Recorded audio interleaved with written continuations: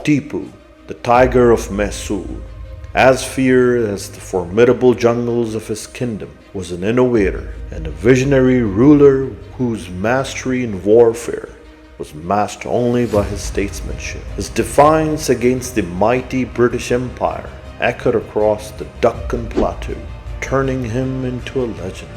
Tipu Sultan had a mechanical toy that became quite famous. It was a wooden tiger mauling a British soldier. When the handle of the toy was cracked, it made noises mimicking the tiger's growl and the soldier's moans. It was not only a toy, but a piece of political propaganda. After Tipu's death, British Empire took this to London, where it is now in the Victoria and Albert Museum. In another part of India, the unyielding spirit of Rani Lakshmibai blazed through the battlefields, her name becoming synonymous with the First War of Independence in 1857. A woman of extraordinary courage, she broke barriers and defied conventions, yielding the sword with an elegance and belied its deadly purpose. Together, their stories wave a narrative of resistance and heroism, painting the landscape of India's struggle against colonial rule and stroke of bravery, sacrifice, domitable spirit. It's often said that in the annals of Indian history, few warriors spark as much debate, respect, and intrigue as Tipu Sultan, the formidable tiger of Mysore. As the evening sun set over the battlefield of Sarangapatna on May 4, 1799, it marked not just the end of the day, but also the fall of one of the subcontinent's most formidable resistance against the British. Born in 1751 in the Kingdom of Mysore, situated in the southern part of India, Tipu Sultan was the eldest son of Sultan Hyder Ali. Hyder Ali, an able military commander in his own right, had risen from humble beginnings to overthrow the ruling dynasty of Mysore and establish his own dominion. From a young age, Tipu was exposed to the art of warfare and governance, witnessing firsthand his father's battles against the Marathas, British, and the other regional powers. Taking over the reign of Mysore after his father's demise in 1782, Tipu Sultan ruled a vast expanse stretching from the western Ghats, or dark slopes to the Deccan plateaus of Red Plain. His capital, Srirangapatna, became a hub of culture, innovation, and military might. Tipu was not just a warrior, but also an innovator. He recognized the importance of technology in modern warfare. Tipu Sultan is often credited with pioneering the use of rocket artillery in warfare. His father, Hyder Ali, initiated the development of these war rockets, but Tipu significantly expanded and improved upon this technology. These rockets were used against the forces of the British East India Company during the Anglo-Mysore Wars. He also understood the importance of trade and foreign alliances, seeking assistance from the French, a colonial rival of the British. Moreover, his reign witnessed an emphasis on road development, public works, and the introduction of a new calendar, new coinage, and even a new land revenue system. A lover of the Persian language, he named his kingdom Khudadad State and christened himself as Badshah Nasib-ud-Dawla Sultan Tipu. Throughout his rule, Tipu's primary conflict was with the British East India Company. He fought them in a series of wars known collectively as the Anglo-Mysore Wars. Concurrently, Mysore's relation with the neighboring Maratha Empire and the Mughal Empire were complex. While Hyder Ali had conflicts with the Marathas, Tipu managed to secure a treaty with them in 1792. The Mughal connection was more symbolic, although the Mughal Empire was in decline and had little real power. Tipu showed respect by acknowledging the Mughal emperor as the sovereign ruler of India and sought his blessings.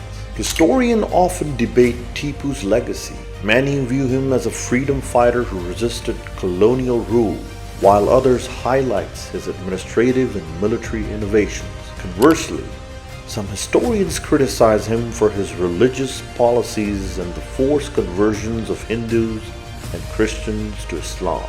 It's essential to understand that, like many historical figures, Tipu's reign was multifaceted. The series of war against the British took a toll on Mysore's resources. In the Fourth Anglo-Mysore War, betrayal played a part in Tipu's downfall. Some of his confidants turned against him, most notably Mir Sadiq, one of his generals who is believed to have conspired with the British. The treachery culminated in the siege of Srirangapatna, where despite a valiant resistance, the fortress fell.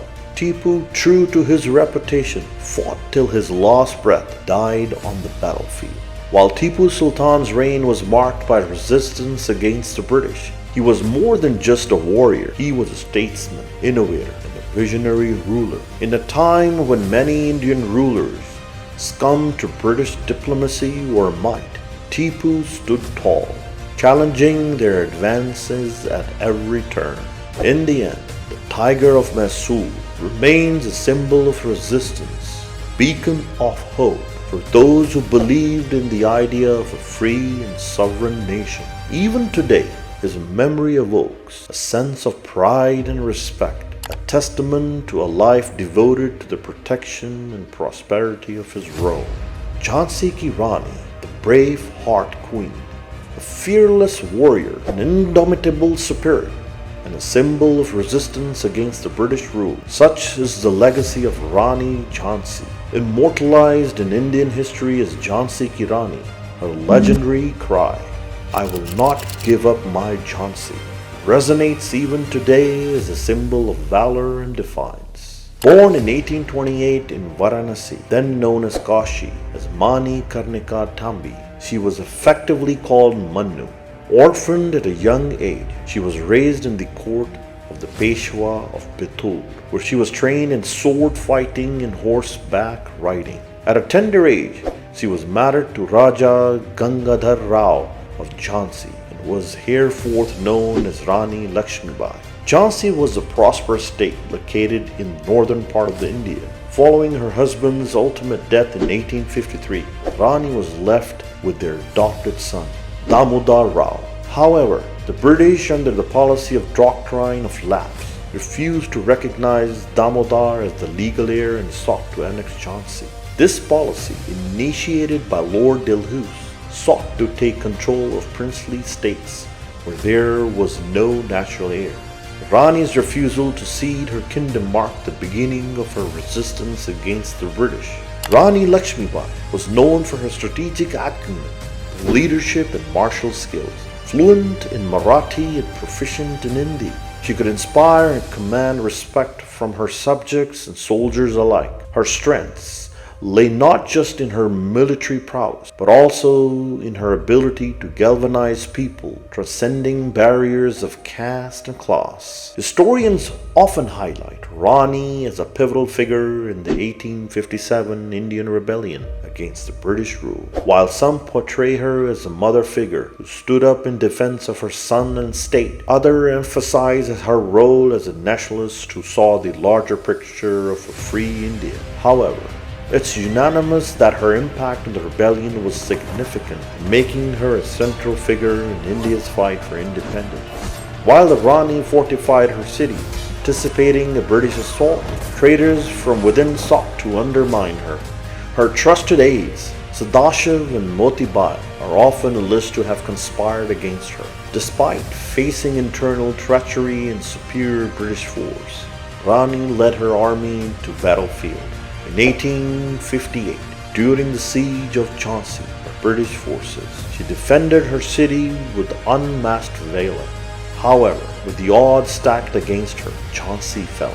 Undeterred, she continued her fight, joining forces with other rebel leaders. While her primary conflict was with the British, Rani Lakshmibai's relationship with other Indian powers were more nuanced.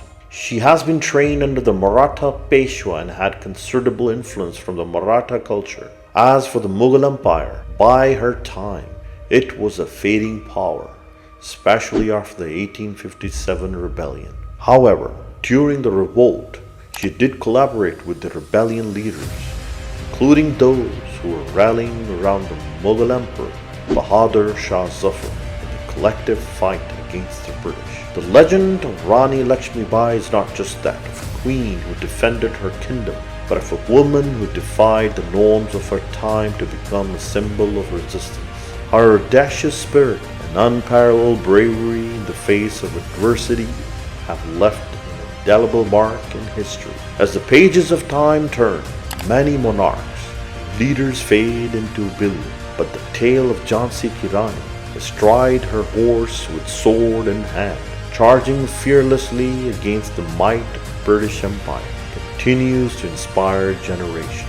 In her, India finds a symbol of valor, honor, and the underlying spirit of freedom. If you do want to see episodes on Mughal Empire, please visit our channel Blind Spot by Rashid. Thank you for watching my content. Please like, subscribe, and put your comments. Thank you.